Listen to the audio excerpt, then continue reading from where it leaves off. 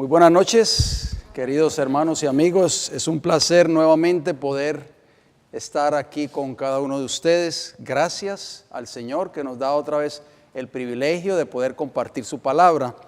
Y bueno, y agradecidos a ustedes y al pastor Pérez también por esta hermosa invitación que ha concedido a este servidor. Espero de que estos mensajes que hemos de estudiar juntos durante el transcurso de esta semana, con el favor y la protección y la ayuda del Señor, sean de mucha bendición para cada uno de nosotros.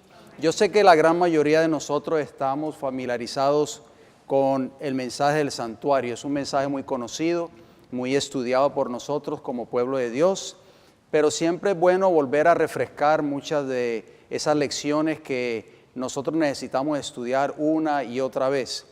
Esta semana hemos de abordar serios temas muy importantes porque cuando nosotros estudiamos el mensaje del santuario, estamos estudiando prácticamente el mapa. Este es el mapa, hermanos.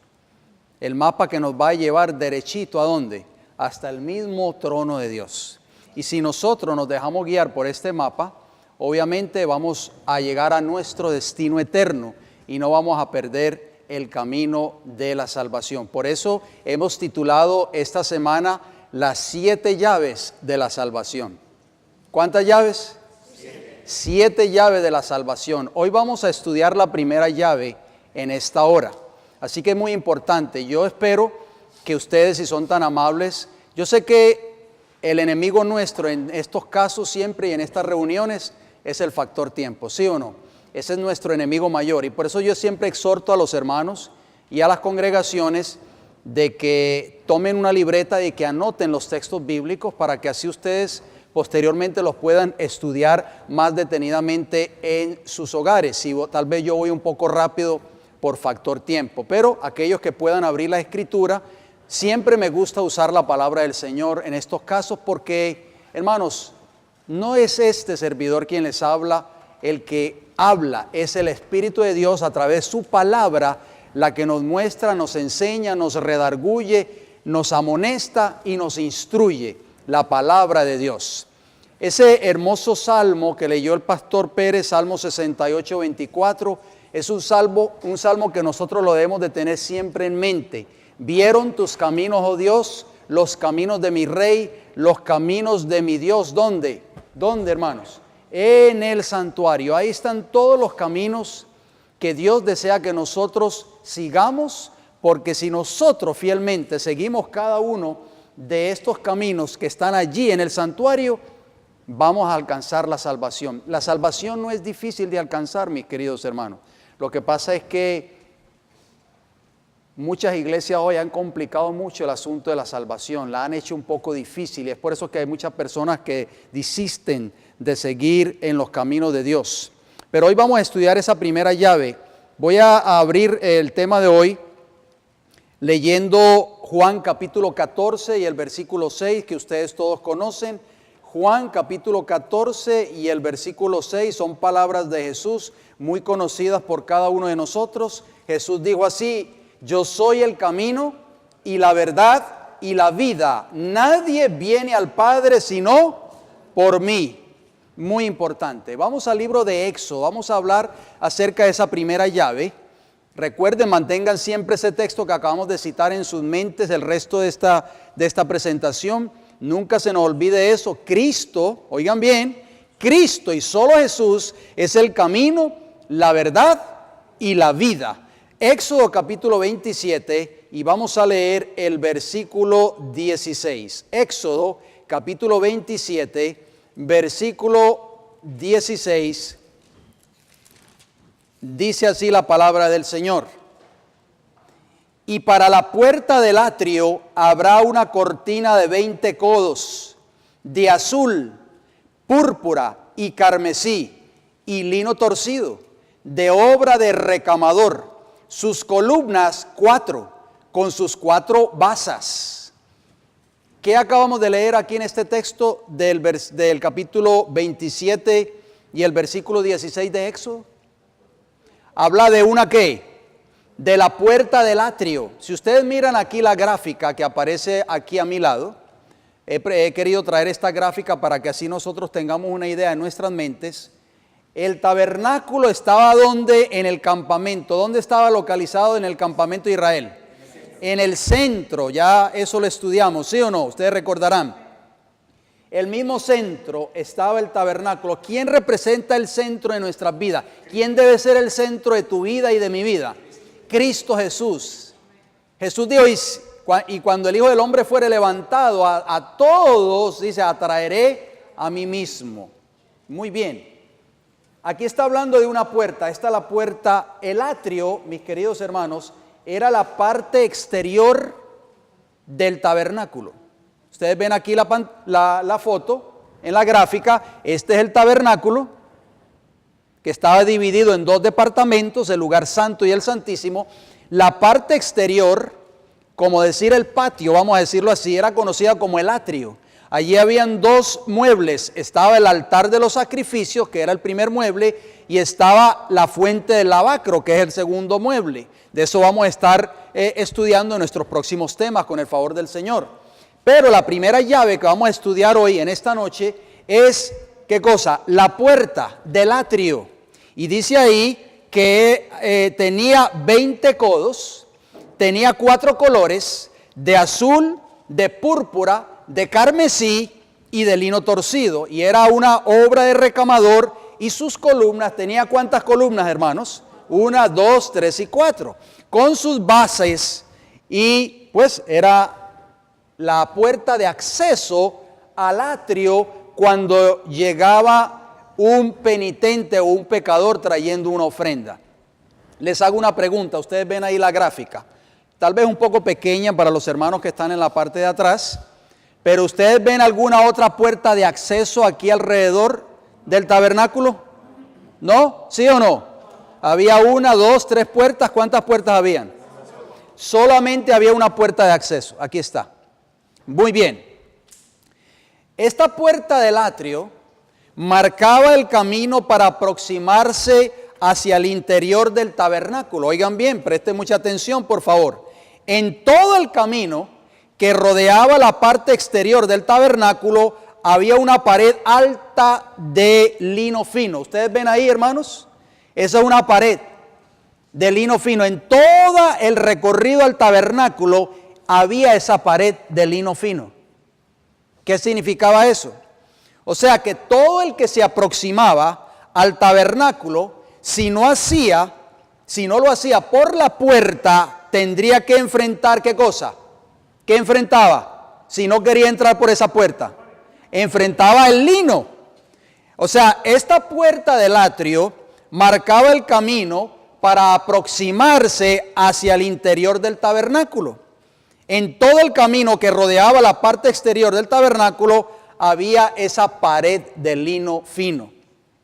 Si algún hombre del pueblo de Israel trataba de entrar al tabernáculo de otra manera, trepando sobre la pared, oigan bien, trepando sobre la pared o deslizándose por debajo de las cortinas, era considerado un ladrón y un robador. Dios tenía únicamente una puerta de acceso al tabernáculo por la sencilla razón de que solo un camino hay para el hombre para que éste se aproxime ¿a quién? A Dios. Tengamos siempre presente eso, por favor. Vamos a ver qué nos dice el libro de Juan. Acompáñenme, por favor. Son textos muy conocidos. San Juan, capítulo 10. Vamos a ver quién representaba esa puerta. Yo sé que ustedes lo saben, pero vamos a tocar algunos puntitos hoy muy importantes. San Juan, capítulo 10, y vamos a leer los versículos 1 y 2 primeramente. Dice la palabra del Señor: de cierto os digo, el que no entra por la puerta en el redil de las ovejas, sino que sube por otra parte, ese es ladrón y salteador. Fíjense bien, hermanos, piensen bien las palabras de Jesús. Cuando Cristo pronunció estas palabras, estaba dándole énfasis al santuario. ¿Por qué? Porque el que trataba de escalar la pared de lino o introducirse por debajo del lino era considerado, ¿qué cosa? Un ladrón y un ¿qué? Y un salteador, porque solamente había una puerta de entrada o de acceso y era esta puerta. Versículo 2 de Juan capítulo 10 dice, mas el que entra por la puerta, el pastor de las ovejas es. Noten lo que dice el versículo 7 de Juan 10. Dice, volvió pues Jesús a decirles, de cierto os digo, yo soy la puerta de las ovejas. ¿Quién es la puerta de las ovejas, hermanos? ¿Quién es? Cristo Jesús. Versículo 9, repite Jesús, yo soy la puerta, y el que por mí entrare, ¿será qué? Salvo, y entrará y saldrá y hallará ¿qué? Pastos. Así que podemos darnos cuenta que la palabra de Dios nos está diciendo claramente que Cristo es la puerta de salvación, hermanos. Solo a través de Cristo podemos encontrar la salvación. Oigan bien, solo a través de Cristo, no a través de un sistema religioso, no a través de una denominación religiosa, no a través de una doctrina, no a través de un cúmulo de doctrinas bíblicas, solamente a través de la verdad que es Cristo Jesús podemos encontrar nosotros la salvación. Noten cómo dice el libro El deseado de todas las gentes. Estoy citando la página 443. Dice así la sierva del Señor: Cristo es la puerta del redil de Dios. Por esta puerta todos sus hijos, desde los más remotos tiempos, han hallado entrada. Se han presentado muchos otros objetos de fe en el mundo. Se han ideado ceremonias y sistemas por los cuales los hombres esperan recibir justificación y paz para con Dios y hallar así entrada en su redil. Pero la única puerta es Cristo, y todos los que han interpuesto alguna otra cosa para que ocupe el lugar de Cristo, todos los que han procurado entrar en el redil de alguna otra manera, son ladrones y robadores. O sea, la sierva del Señor concuerda con lo que dice el Señor en su palabra, muy importante. ¿Qué nos dice el libro de los Salmos? Cito Salmo 118, versículos 19 y 20. Noten cómo dice el libro de los Salmos.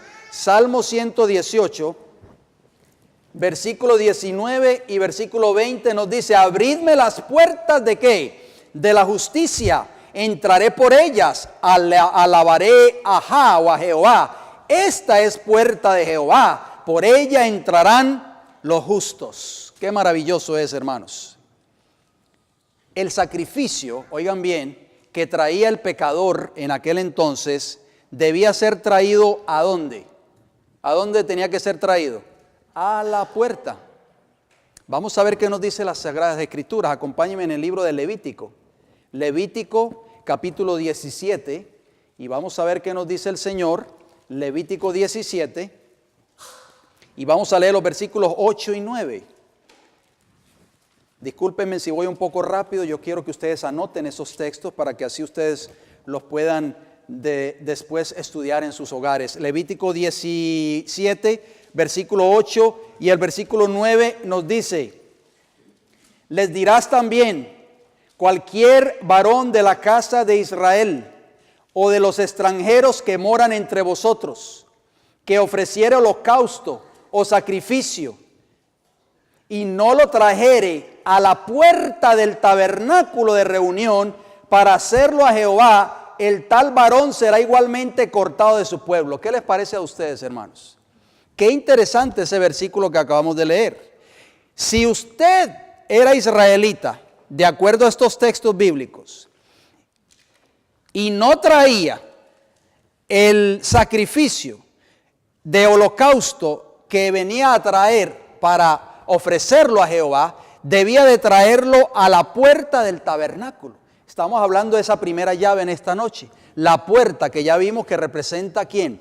A Cristo Jesús. Si no lo traía, dice que ese varón era ¿qué cosa? Cortado del pueblo de Israel.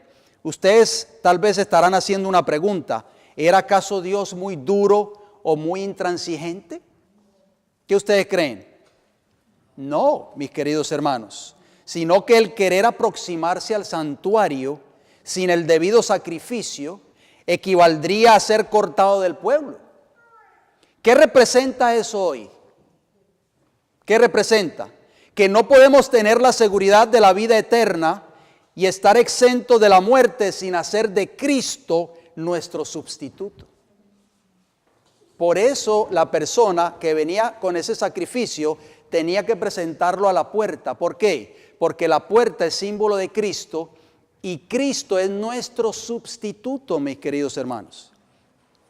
Vamos a hablar acerca de 4 observaciones sobre esta puerta. Fíjense bien, vamos a verla la primera. La primera observación, era la única entrada al atrio. ¿Cuántas entradas habían al atrio? ¿Cuántas? Una sola. O sea, la primera observación en esta noche es que la puerta era la única entrada al atrio. O sea, en otras palabras, hay un solo camino, un solo Salvador y un solo mediador entre Dios y el hombre, Jesucristo hombre. ¿Estamos de acuerdo? Jesús en San Juan 14:6 dijo lo siguiente: yo soy el camino y la verdad y la vida. Nadie viene al Padre sino por mí. O sea, solo Cristo es el camino. Y Jesús también es nuestra salvación. El apóstol Pedro en Hechos 4:12 dijo: y en ningún otro hay salvación, porque no hay otro nombre bajo el cielo dado a los hombres en que podemos ser salvos. Juan capítulo 11 y el versículo 25. Jesús dijo: yo soy la resurrección y la vida. El que cree en mí, aunque esté muerto, vivirá. O sea, solo Cristo venció la muerte y nos dio vida eterna. Y 1 Timoteo capítulo 2 versículo 5 dice: porque hay un solo Dios y un solo mediador entre Dios y los hombres, Jesucristo hombre. O sea que solo Cristo es el único mediador entre Dios y el hombre. Por eso es que había solo una puerta de acceso al santuario.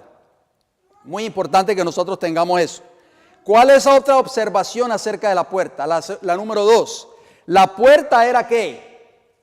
Era ancha. O sea, en otras palabras, lo suficiente ancha para permitir la entrada a todo aquel que quiera entrar. Primera de Timoteo capítulo 2 y el versículo 4 nos dice: el cual quiere que todos los hombres sean salvos y vengan al conocimiento de la verdad. ¿Cuántos hombres desea Dios que sean salvos? ¿Cuántos? ¿Algunos? Todos. Dios quiere que todos nosotros tengamos acceso a la salvación a través de la puerta que es Cristo Jesús. Ya lo vimos, solamente hay un camino, Juan 14:6. Solamente hay un Salvador, Hechos 4:12. Solamente hay un mediador, 1 Timoteo 2:5. Y solamente hay uno que nos puede dar resurrección y vida eterna, que es Cristo Jesús, San Juan 11:25. O sea, la puerta era suficientemente ancha para que todos tuvieran acceso a la salvación. Nota observación número 3 acerca de esa puerta. La puerta tenía 4 colores. ¿Cuántos colores tenía? 4. Éxodo capítulo 27, versículo 16. Lee así: y para la puerta del atrio habrá una cortina de 20 codos, de azul, púrpura y carmesí, y lino torcido, de obra de recamador, sus columnas 4, con sus 4 basas. O sea, mis queridos hermanos, esta cortina era ¿qué? Hermosa, decorada de varios colores, que hacían de ella algo que atraía a aquellos que buscaban algo hermoso en el desierto. Los adoradores de hoy deben ver en el mensaje que se presenta un mensaje hermoso y atrayente, no un mensaje árido y carente del poder vital de Dios. Por eso el mensaje, hermanos, que nosotros debemos de presentar en el púlpito cada semana. El ministro tiene una responsabilidad muy grande ante la iglesia, porque el mensaje que debe presentar, número 1, debe exaltar siempre a Cristo Jesús, que es la puerta, que es el Salvador del mundo. Y el mensaje debe ser siempre un mensaje atrayente, un mensaje que apele al corazón de las personas que están oyendo, no un mensaje árido y carente del poder vital de Dios. Esa puerta con esos 4 colores era una puerta que atraía, hermanos. Era una puerta atrayente. Cristo debe ser siempre atrayente a las personas que vienen a escuchar su palabra. Cristo debe ser un Salvador vivo en nuestras vidas. Debe ser un Salvador que nosotros nos atraiga. No simplemente un hombre que existió hace casi 2000 años atrás y murió en una cruz. Si eso llegase a pasar en la iglesia, o sea, si nosotros haríamos del culto algo inatrayente, algo árido y carente de poder, simplemente ese culto se convierte en lo que se convirtió en el culto judío en los tiempos de Cristo. Hago una pregunta: ¿cómo llegó a ser la religión judía en los tiempos de Cristo? ¿Cómo? Simplemente no atrayente. Noten lo que dice la sierva del Señor, cito el deseo de todas las gentes, la página 64 y la página 218. Dice: los hombres se apartaban de la palabra de Dios. Muchas veces la palabra de Dios no es exaltada en las iglesias, hermanos. La palabra de Dios no se exalta. Se exaltan solo los dichos de los hombres, cuentos, anécdotas, historias. Pero dice que los hombres se apartaban de la palabra de Dios y ensalzaban las teorías que habían inventado. Esta era la condición de la nación judía en los tiempos cuando Cristo estuvo en esta tierra. Observaban ritos tradicionales que no poseían virtud alguna. Su servicio era una mera repetición de ceremonias. Y las verdades sagradas que estaban destinadas a enseñar eran ocultadas a los adoradores. Esas grandes verdades que Dios le dio a esta iglesia habían sido ocultadas de los adoradores. Muchos miembros, hermanos, que yo conozco, que llevan 40, 50 años en este mensaje, me dicen: cuando yo llegué a esta iglesia hace 30, 40, 50 años atrás, estas verdades se predicaban. Se predicaban las verdades del santuario, se predicaban las verdades de los 3 ángeles, se predicaban todas estas grandes verdades. Ahora no se escuchan. Estas verdades han sido, ¿qué cosa? Han sido, ¿qué? Ocultadas de los adoradores. Sigue diciendo esta cita: él, o sea Cristo, vio que en estos servicios sin fe no hallaban paz, no conocían la libertad de espíritu que obtendrían sirviendo a Dios en verdad. La enseñanza de los escribas, sigue diciendo la sierva del Señor, y de los ancianos era fría y formalista, como una lección aprendida de memoria. Para ellos la palabra de Dios no tenía poder vital. Habían sustituido sus enseñanzas por sus propias ideas y tradiciones. En la rutina de las ceremonias profesaban explicar la ley, pero ninguna inspiración de Dios conmovía su corazón ni el de sus oyentes. Ese culto, hermanos, era un culto inatractivo. Las personas ya estaban cansadas, iban a la iglesia simplemente por pura tradición, pero oían los mismos mensajes áridos y sin vida. Esta puerta debe ser algo atrayente al ser humano. Este mensaje que el Señor nos ha dado, hermanos, debe ser un mensaje atrayente, un mensaje que apele al corazón de los oyentes, que nos mueve las fibras de nuestro corazón. ¿Se acuerdan cuando los discípulos iban en camino de Emaús con Jesús? ¿Qué decían ellos? Ardía nuestro corazón cuando este hombre nos hablaba. Hermanos, arde nuestro corazón cuando nosotros venimos a la iglesia cada semana y escuchamos un mensaje aquí. Esa es la pregunta, hermanos. La hermosura del Evangelio nos enseña 4 conceptos, oigan bien. Vamos al libro de Romanos capítulo 10. Romanos capítulo 10, versículo 15.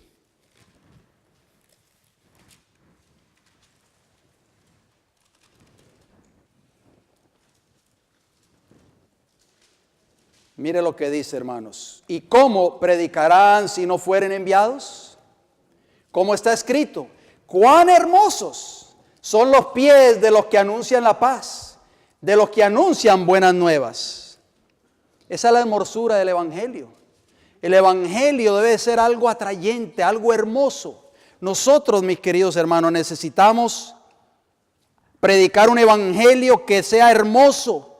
Pero muchas iglesias hoy han convertido el Evangelio en mera letra muerta. Por eso se ha convertido en algo inatrayente. Todo es una rutina, mis hermanos. Por eso muchos jóvenes a veces no sienten el deseo de venir a la iglesia. Muchos miembros ya se quedan en sus hogares, llegan tarde a los cultos porque ellos dicen: es la misma rutina cada semana. El mensaje no es un mensaje maravilloso, un mensaje que conmueve los corazones. Vamos a hablar de esa hermosura del Evangelio porque esta puerta tenía 4 colores, acuérdense. Cuando el hombre, el ser humano, cuando me refiero al hombre, me refiero a la mujer, por supuesto. Cuando el hombre o la mujer se arrepiente de sus pecados, es lavado con la sangre de Cristo. Representa el carmesí. La palabra carmesí, de acuerdo al diccionario ilustrado, la Rus, que es el diccionario de la lengua española, dice carmesí de color rojo subido, tela de seda roja.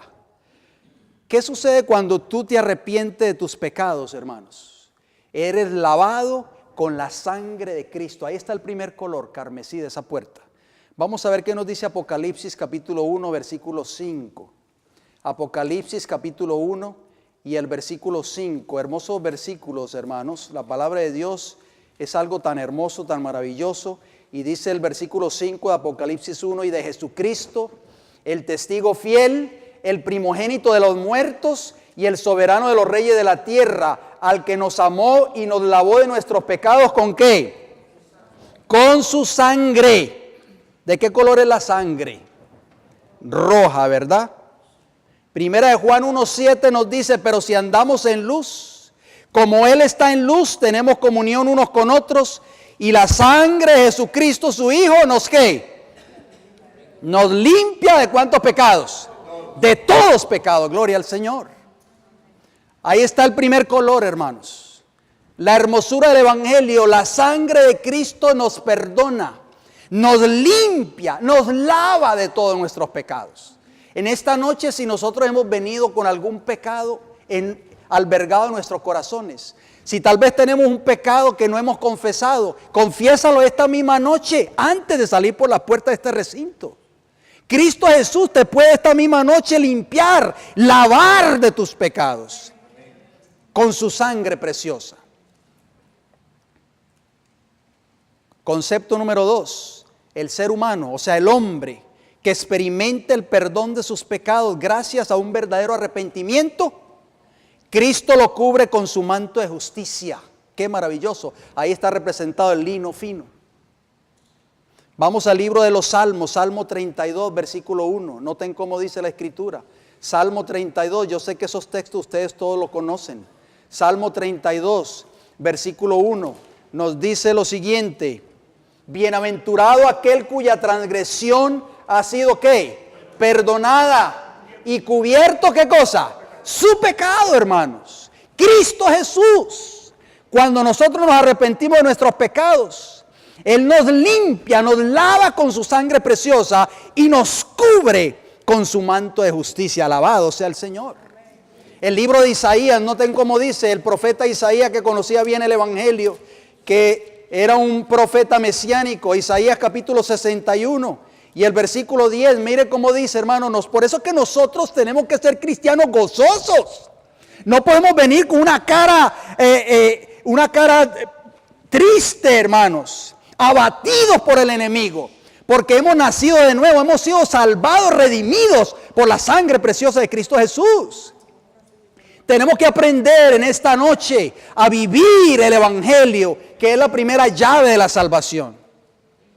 Noten cómo dice Isaías capítulo 61 y el versículo 10. Leamos por favor: en gran manera me gozaré, dice el profeta, en Jehová mi alma se alegrará en mi Dios. ¿Por qué? Porque me vistió de vestiduras de salvación, me rodeó de manto de justicia, como novio me atavió y como a novia adornada con sus joyas. Alabado sea el Señor. ¿Por qué sentirnos tristes si Cristo te ha lavado, te ha perdonado y te ha limpiado tus pecados? ¿Por qué sentirte triste y abatido si Jesús te ha cubierto con su manto de salvación? Por favor, mis queridos hermanos, note lo que dice la mensajera del Señor en el Deseado de toda la gente, la página 509. Dice: ningún arrepentimiento que no obre una reforma es genuino. La justicia de Cristo, que representa el lino blanco, dice, no es un manto para cubrir pecados que no han sido confesados ni abandonados. Es un principio de vida que transforma el carácter y rige la conducta. Concepto número 3, el ser perdonado y justificado por la gracia de Cristo. El hombre o la mujer comienza a vivir la vida de Cristo, o sea, una vida de obediencia, representado por el color azul de la cortina de la entrada de ese tabernáculo. Vamos al libro de Números, acompáñenme por favor, Números capítulo 15.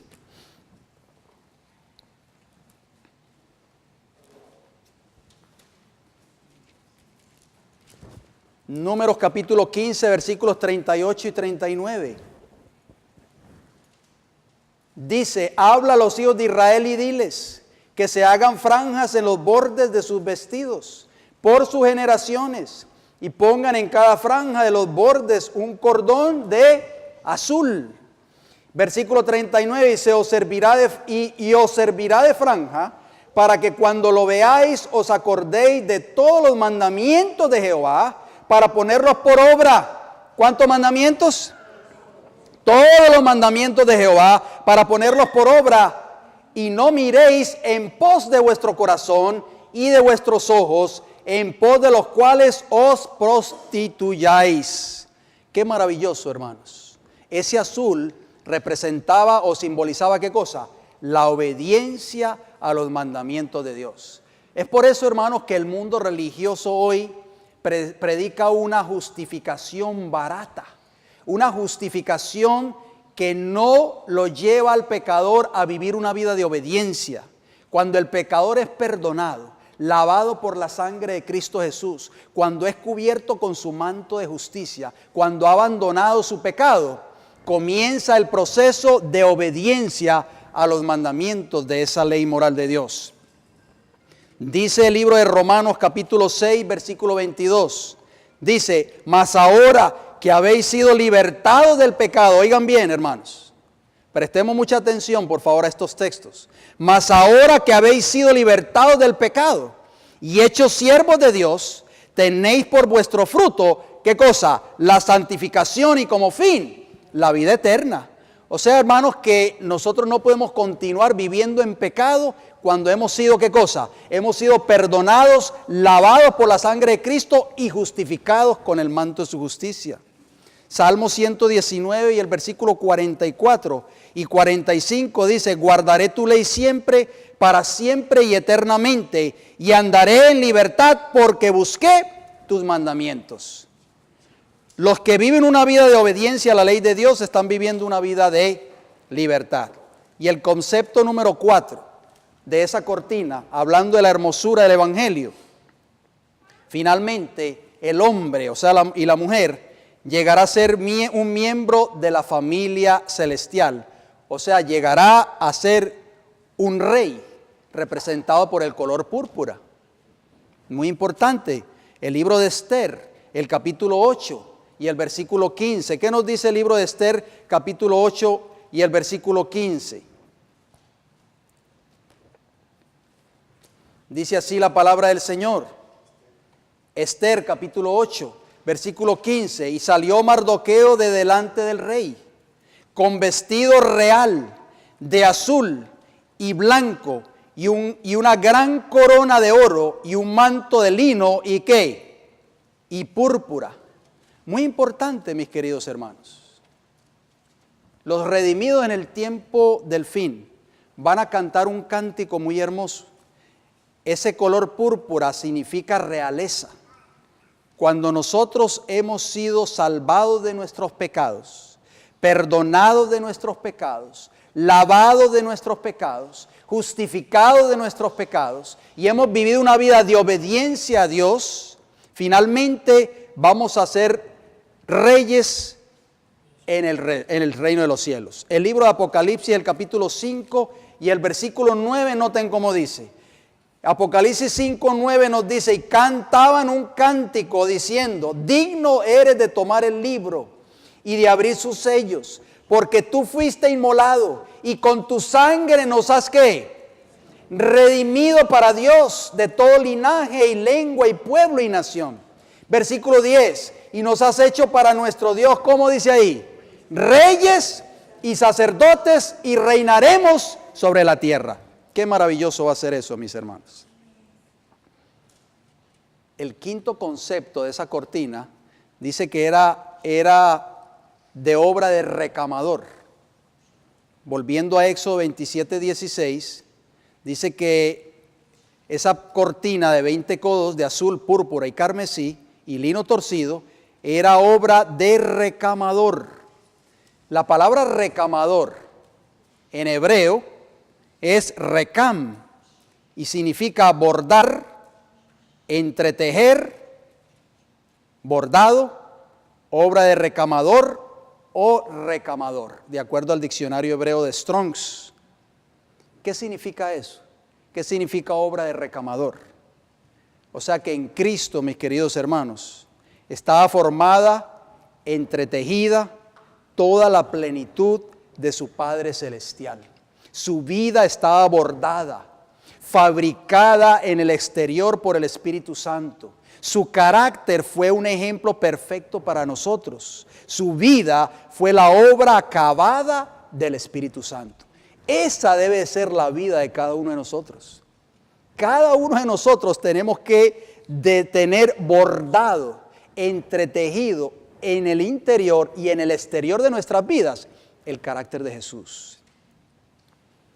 Vamos a ver qué nos dice el libro de Colosenses, hermano. Vamos a ver si Cristo estaba entretejido, tenía todo ese carácter de su Padre. Colosenses, acompáñenme por favor, el capítulo 1. Colosenses, a veces nosotros leemos estos textos y no nos detenemos a pensar lo que significan. Los leemos y los pasamos por alto y no entendemos lo que ellos significan. Colosenses capítulo 1, noten cómo dice. Esto es el apóstol Pablo hablando. Colosenses capítulo 1 y el versículo 19, hablando de Cristo, noten cómo dice. Por cuanto agradó al Padre que en Él habitase, ¿cuánto? Toda plenitud, hermanos. Toda la plenitud del Padre estaba ¿en quién? En Cristo Jesús. Colosenses capítulo 2 y el versículo 9, noten cómo dice. Colosenses capítulo 2, versículo 9. Porque en Él habita corporalmente toda la plenitud ¿de quién? De la deidad. La palabra en griego plenitud, ¿qué significa? Plemora o pleroma, y significa terminación, plenitud, lleno, pleno, cumplimiento, restauración. ¿Qué significa eso, hermanos? Significa que nosotros tenemos que alcanzar la plenitud del carácter de Cristo si queremos algún día llegar al reino de los cielos. El carácter de Cristo debe estar entretejido en nuestra vida, tanto por dentro como por fuera. La pregunta es, ¿estamos nosotros reflejando ese carácter de Cristo? Muy importante que nosotros pensemos en eso. Es muy importante que nosotros tengamos en mente eso que estamos hablando. Esas 4 columnas, ¿habían cuántas columnas? De acuerdo a Éxodo 38, 19, sus columnas eran ¿qué? 4, con sus 4 basas de bronce, ¿verdad? Sus capiteles de plata y las cubiertas de los capiteles de ellas y sus molduras de plata. Esa puerta del atrio, mis queridos hermanos, estaba sostenida por 4 columnas o pilares en basas de bronce. El Evangelio es el medio dejado por Dios para llegar a la vida eterna. Si nosotros conociésemos bien este evangelio que predicaron los discípulos, el evangelio que predicó el apóstol Pablo, nosotros vamos a llegar al conocimiento que Cristo desea que nosotros conozcamos y finalmente vamos a llegar a la vida eterna. Por eso nosotros tenemos que entender este evangelio, hermanos. Es la base del mensaje de los 3 ángeles. El mensaje para el tiempo del fin, el mensaje de los 3 ángeles no comienza con el primero, ni con el segundo, ni con el tercero. Comienza con el evangelio eterno. Hay muchos que quieren predicar el mensaje del primero, el segundo o hasta el tercero, pero no hablan del evangelio eterno, hermanos. El evangelio eterno es la base porque es la salvación dada por Dios al mundo. Si ustedes notan, hermanos, acerca de estas entradas, todas las entradas tenían sus pilares. La puerta del atrio tenía pilares, ¿sí o no? De acuerdo a Éxodo 27, 16. La puerta del tabernáculo, lugar santo, ¿tenía pilares, hermanos? ¿Sí o no? También tenía pilares. De acuerdo a Éxodo 26, 36 y 37. Y la puerta del lugar santísimo también tenía pilares, de acuerdo a Éxodo 26, 31 al 33. Muy importante. Estas 3 entradas juntas son un tipo de Jesucristo que dijo, oigan bien, 3 entradas, hermanos, 3 entradas para llegar ¿a dónde? Para llegar al trono de Dios, que estaba en el lugar santísimo, ¿sí o no? 3 entradas.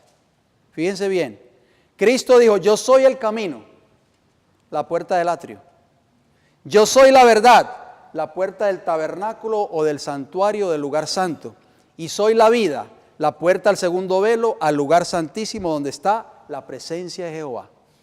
Ahí están, hermanos, esas tres puertas que Cristo mencionó en San Juan 14:6. Vamos a ver qué nos dice el libro de los Salmos. Salmo 100, el versículo 4. Salmo 100, versículo 4. Noten cómo dice.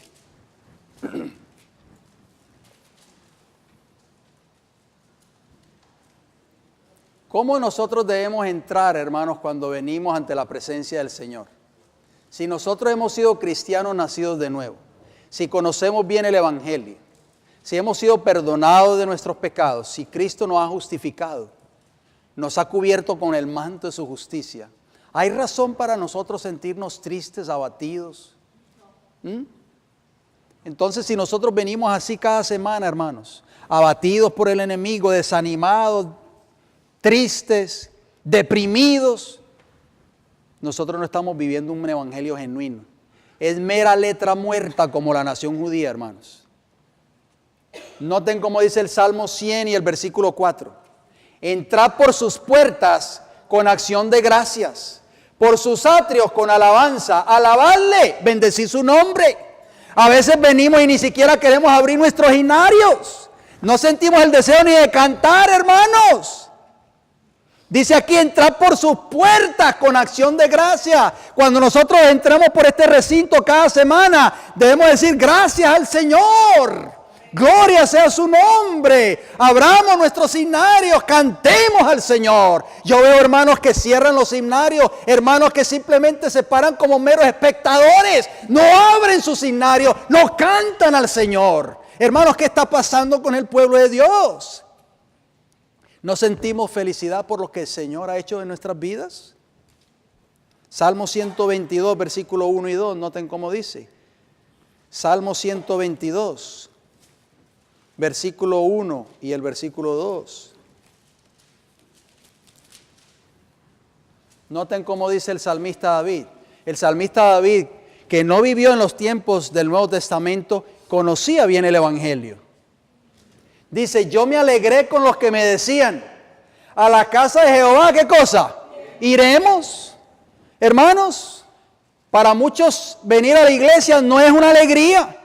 Para muchos cristianos profesos venir a la casa del Señor no es una alegría, es una carga. Es un compromiso, hermanos. No con Dios, sino con el pastor de la iglesia o con los miembros de la iglesia. David decía, me alegré con los que me decían, a la casa de Jehová iremos. Nuestros pies, dice el versículo 2, estuvieron dentro de tus puertas, oh Jerusalén. Qué maravilloso es, hermanos. ¿Con qué actitud entramos por las puertas de este recinto cada semana?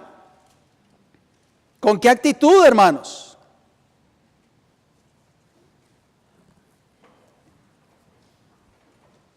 Vemos esta puerta, ¿verdad? Solo había una puerta de acceso al Padre. Pero ¿qué está pasando hoy, hermanos?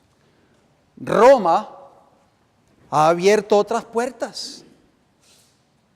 Satanás sabe, mis queridos hermanos, que solamente hay una puerta de acceso a la salvación. Satanás sabe que a través de esta puerta hay ¿qué cosa? Hay perdón de pecados, hermanos. Hay justificación de pecados. Hay santificación y hay vida eterna a través de esta puerta que se llama Cristo Jesús. Pero Satanás, que conoce bien estos textos y quizás mucho mejor que nosotros aquí en esta hora, él ha abierto otras puertas. Comparto una noticia para ir terminando con cada uno de ustedes. Esto salió en una página de internet de Agencia de Noticias Católica. Dice el Santo Padre, dice aquí, 19 de noviembre de 2015. Es una noticia ya que ha pasado, ya ustedes conocen. Dice, el Santo Padre quiere que este acontecimiento eclesial se celebre no solo en Roma. Por eso, en torno al 13 de diciembre, se abrirá la llamada Puerta de la Misericordia en todas las catedrales del mundo y en otros templos escogidos por cada obispo local. ¿Cuál Puerta de la Misericordia, hermanos? Si esa puerta ya Cristo Jesús la abrió. Esa puerta está abierta, hermanos. Sigue diciendo esta noticia asimismo, y teniendo en cuenta las disposiciones de la bula Misericordia Vultus y de la carta en la que se concede la indulgencia. Muchos creen hoy que ya la iglesia de Roma no hay indulgencias. Con ocasión del jubileo de la misericordia, el prelado ha establecido que podrán ganarla todos los fieles. Oigan bien, hermano, esto es triste.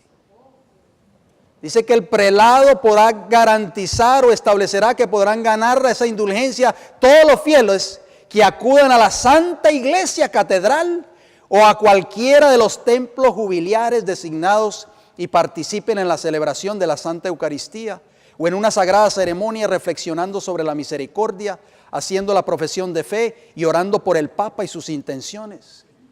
¿Qué les parece a ustedes, mis hermanos? También ha explicado que quienes por diversos motivos estén imposibilitados de llegar a la puerta santa podrán ganar el don de la indulgencia. Oigan bien, viviendo con fe y gozosa esperanza este momento de prueba y recibiendo la comunión o participando en la Santa Misa o en la oración comunitaria, también a través de los diversos medios de comunicación. Y termina la noticia diciendo, por su parte, los presos podrán lucrar el don de la indulgencia jubilar en la capilla de la cárcel y el traspasar la puerta de su celda, dirigiendo su pensamiento y oración al Padre, será para ellos el paso de la puerta santa. ¿Qué les parece a ustedes, mis hermanos? Esto es una burla, esto es una bofetada al rostro de nuestro Señor Jesucristo. Es por eso que el Señor, hermanos, ha dejado un mensaje que ha de predicarse a nivel mundial, el mensaje del Evangelio eterno. Es por eso que Satanás odia este mensaje angelical, este triple mensaje angelical que comienza con el Evangelio eterno, Apocalipsis 14:6. El Evangelio eterno desenmascara todas estas mentiras de Satanás, hermanos. Todas estas mentiras que está proliferando Roma por todo el mundo, abriendo puertas santas en las diferentes catedrales del mundo, para que las personas al pasar por esa puerta reciban la indulgencia o perdón de sus pecados. Esto es una blasfemia, hermanos. Solo Cristo Jesús puede perdonarnos. Solo Jesús es esa puerta. Y es por eso que Satanás quiere hacernos creer hoy, o quiere hacer creerle al mundo, de que hay una puerta santa allí en la Basílica de San Pedro en Roma o en las catedrales del mundo. Pero esa puerta solo es Cristo Jesús. Y si tú aceptas ese don de Jesús en tu vida hoy, si tú aceptas a Cristo como tu Salvador personal, en esta noche tus pecados son perdonados. Termino con estos versículos, Efesios capítulo 3, versículos 17 y 19. Acompañen, por favor. Este es el llamado que el Señor nos hace en esta noche. Efesios capítulo 3, versículos 17 y 19. Efesios 3, 17 nos dice, para que habite Cristo por la fe en vuestros corazones, a fin de que, arraigados y cimentados en amor, dice el 18, seáis plenamente capaces de comprender con todos los santos cuál sea la anchura, la longitud, la profundidad y la altura. Versículo 19, y de conocer el amor de Cristo, que excede a todo conocimiento, para que seáis llenos de toda la plenitud de Dios. Gloria al Señor. Todos y cada uno de nosotros, hermanos, necesitamos conocer por experiencia propia a Cristo Jesús. Muchos de nosotros no hemos conocido a Jesús todavía. Solamente conocemos a Cristo por mera costumbre o tradición. Pero no hemos conocido a Cristo en nuestras vidas. No hemos hecho de Jesús nuestro Salvador, nuestro Redentor, nuestro amigo fiel. Tenemos que aprender a conocerlo. Tenemos que dejar que ese Cristo, como decía allí en el libro de Éxodo, esa cortina que estaba bordada de recamador, tenemos que dejar que Cristo sea bordado en nuestros corazones y nosotros lo podamos reflejar en nuestras vidas. Hoy, hermanos, la puerta, ¿en qué punto cardinal se encontraba del santuario? Eso lo aprendimos en un estudio anterior. ¿Dónde se encontraba? En el oriente, ¿sí o no? ¿Por dónde sale el sol? Por el oriente. Hermanos, cuando Dios dijo que la puerta fuese colocada en el oriente, no lo hizo por pura casualidad. Porque Él sabía que cuando el pecador entraba por esa puerta que representa a Cristo Jesús, estaba aceptando a Cristo como su Salvador personal. Y le estaba dando la espalda ¿a dónde? ¿A quién? A Egipto, hermanos, donde ellos habían salido, al sol, al paganismo. Y es por eso que en esta noche tú puedes tomar esa decisión en tu vida. Tú puedes hoy entrar por esa puerta que es Cristo Jesús. Apocalipsis 3:20 dice, he aquí, yo estoy a la puerta y llamo. Si alguno oye mi voz y entrare por esta puerta, dice, si alguno oyere mi voz y abriere la puerta, entraré a él y cenaré con él y él conmigo.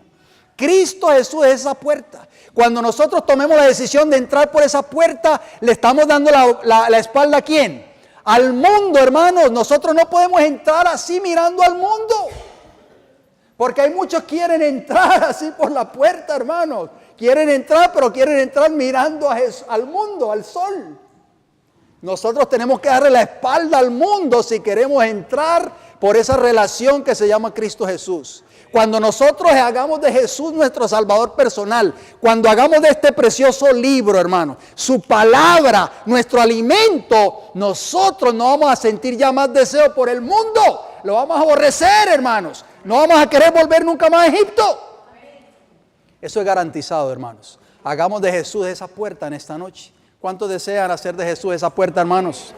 Gloria al Señor. Vamos a ir de rodillas para terminar con una oración, por favor.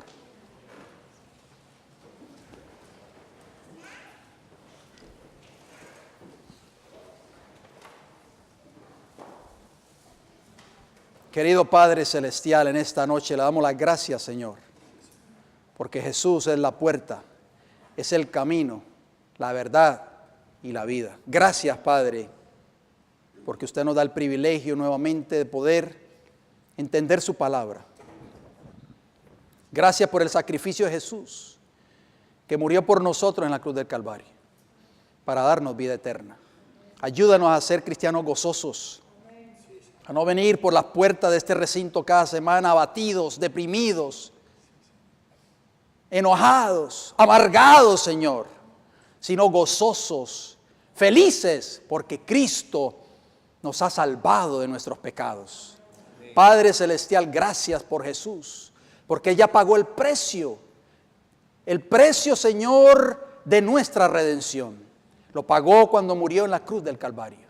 Gracias porque Cristo murió, resucitó y está ahora mismo intercediendo por cada uno de nosotros en el santuario celestial. Padre Celestial, queremos pedir una bendición por cada uno de los hermanos aquí presentes, por este ministerio, por esta congregación, Padre. Ayúdenos a seguir hacia adelante, a perseverar en sus caminos. Queremos ser salvos, Señor. Queremos algún día ver el rostro de Jehová. Acompáñenos de regreso a nuestros hogares. Se lo rogamos y se lo pedimos todo en el nombre de Jesús. Amén.